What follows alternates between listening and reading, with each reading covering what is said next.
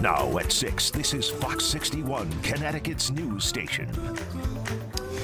A quadruple shooting over the weekend left one person dead and 3 others hurt, and police say none of those victims were actually targeted.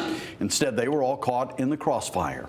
Thanks for joining us for the Fox 61 News at 6. I'm Brent Harden. And I'm Sarah Sanchez. Fox 61's Alicia Hercules spoke with people who watched it all happen and tells us what they saw. The people I spoke with described the scene as pure chaos as people scattered when they heard the gunshots. Like, it is gonna get wild tonight.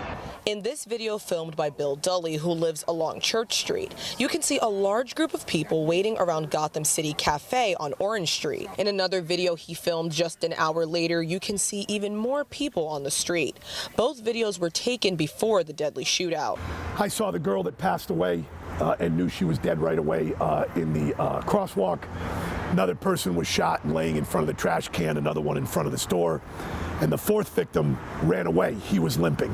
Police say they responded to reports of gunfire just after 2:30 in the morning in this area.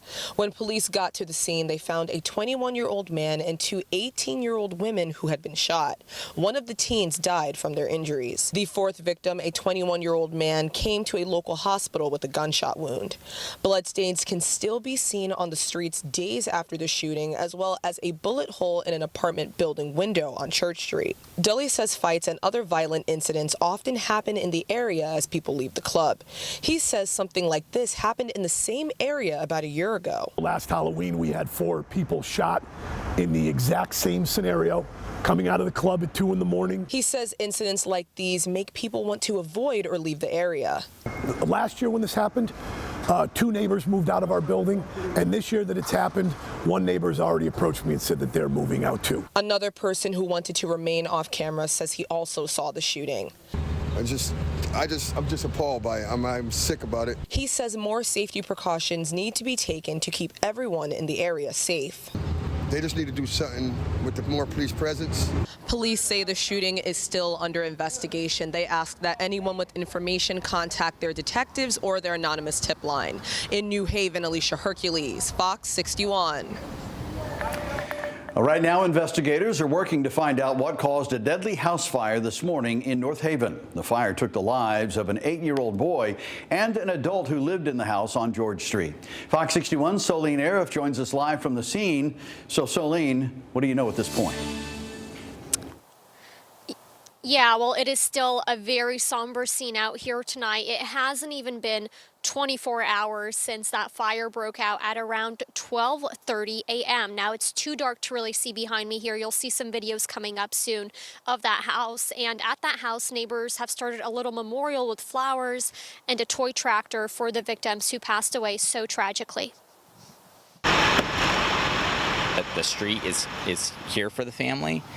Both people on Lynette and George were all distraught, and any way that we can be of help, we would love to. Elijah Amendola is just one of many neighbors who are stepping up to support his community in their time of grief. His family didn't just lose 2 neighbors, his family lost their friends. And him and my son would play all the time. He was quite mechanically inclined. He would take like old tractors and rebuild them, and like Power Wheels and rebuild them, and he would drive just up and down the street, and they would all play together. North Haven's Fire Chief Paul Januszewski tells us besides the 2 victims, 4 other people were inside the house who made it out on their own. And unfortunately, the pediatric was evacuated through the 2nd floor window, down a ladder, transported to the hospital, and later we learned it was deceased. He says the other victim, an adult, was found dead by the time firefighters got to him. Both victims were related to each other. Heavy fire throughout the building, all 3 floors. The home's been remodeled several times, so it made the traditional searches a little more difficult than it normally is, and the firefighters did a tremendous job locating the individuals. He says despite their best efforts, those renovations did slow his team down during their searches. And so when you start looking at what you think of the traditional Cape, traditional colonial, and you add additions onto it, it does change the makeup a little bit. And obviously in an environment where you can't see anything at 0 visibility, and you're trying to make your way to various rooms, and it's just not normal. Yeah, and as you could see in those videos, this was a massive fire, torched all the way up to the roof of the house, and the fire is still under investigation right now. It is being investigated by North Haven PD, North Haven Fire Department, and the State Fire Marshal's Office. Now, it does take some time for a fire cause to usually come back, and as soon as we find out that fire cause, we will update you on this story. Reporting live in North Haven, Solene Arif, Fox 61. Well, now to breaking news in Glastonbury, where multiple fire departments are also investigating a house fire. Those details are limited right now. We do have a crew on scene gathering information for you. What we do know is a home on Cedar Ridge Drive caught fire this afternoon. Still unclear if anyone is hurt and how bad the fire is. We'll bring you more updates on this very active investigation as soon as we learn more. Orange police identified the wrong-way driver who died in a crash over the weekend. Officials say 28-year-old Dante McClashy was driving westbound on the eastbound lanes on Route 34 around 1:30 in the morning yesterday. A 911 caller told police they saw McClashy's car crash into another head-on. Firefighters pulled McClashy out and took him to the hospital where he died. As for the other car, 3 of the 4 people have just been released from the hospital. We're told the remaining person will be okay. Police are looking for the suspect in a hit-and-run case in Waterbury where a 74-year-old man died. They've identified that suspect as 24-year-old Jesus Gavidia Vivas of Waterbury. Police say on October 22nd, they responded to reports of a party on Wolcott Street. When they got there, they discovered that hit-and-run. The victim died at the hospital the next day. If you have any information about Gavidia Vivas's whereabouts, you're asked to contact Waterbury Police, and you can do so anonymously. Now to the weather. We're tracking scattered showers out there that could move throughout the state in the next half hour or so. And then the whole state will see some kind of rain tonight. Chief Meteorologist Rachel Frank here now with the first check of the forecast. Rach, what are we looking at here? Yeah, we have some spotty showers that are moving through now, and then after they clear the area, it will turn windy as we head through your election day. Gusts could get as high as 30 to 40 miles per hour. So here's a look at the radar right now. We'll push in a little bit closer and show you some of those showers that are working their way into Hartford County. We're seeing some in Canton and Granby right now, Heartland. If you live in Farmington and Bloomfield, we have some additional showers that are coming into your neck of the woods here within the next half an hour or so. And this is the back edge. So between now and around 9 o'clock, we'll have these showers come through. You'll see that here on the future radar. This is 7 o'clock, 8 o'clock. And by 9 or 10, it is out of here. Low temperatures tonight will be in the 40s. Tomorrow, again, it is windy, but bright for your election day. Highs in the 50s. Your full forecast is coming up. Rachel, thank you. Developing here at 6:08, the Trump administration says it will partially fund SNAP this month during the government shutdown. The U.S. Department of Agriculture says it will pull $4.65 billion from its contingency fund, and that would cover about 50% of current allotments for eligible households. However, recipients will not see the payments immediately. Court documents show the Trump administration decided against pulling money from other sources that would provide full SNAP benefits for the month. This comes after 2 federal judges ordered the administration to not suspend benefits. More than 390,000 people in Connecticut rely on these funds to eat, and state leaders say partial funding is not enough. Not only are we dealing with Thanksgiving and the run-up to Thanksgiving, but we're dealing with the crisis, the SNAP crisis and the government shutdown.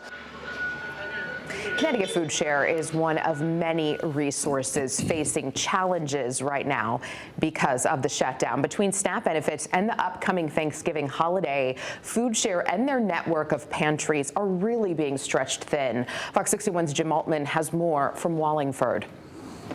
Well, the 2025 holiday season is now officially underway, and this November, they say, there are more hurdles here than ever. When the calendar flips to November, there's more of a frenzy inside Connecticut Food Share's Wallingford warehouse. It's always busy here in the month of November. It's probably busy times 100 right now.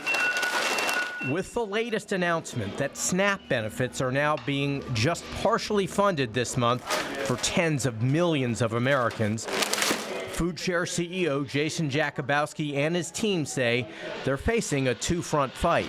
We're doing what we're doing right now to address the SNAP crisis, but we're not forgetting about Thanksgiving. I mean, we have plans to collect and distribute 40,000 Thanksgiving meals again this year. The difference is it's usually our number one priority in November.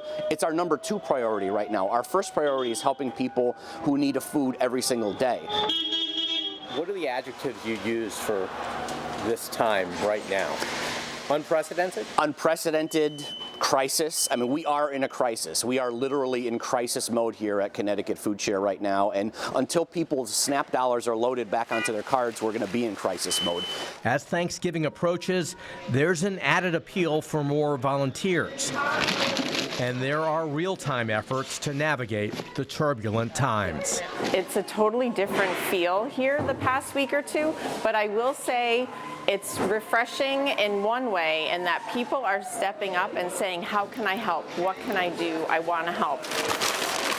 The thing that saved us during COVID were the people of Connecticut. The thing that's going to save us during this crisis are also the people of Connecticut, whether it's monetary donations, food donations, volunteers. The number of people who have asked us how they could help over the last week has just been heartwarming, and I don't know you can get that any other place but Connecticut.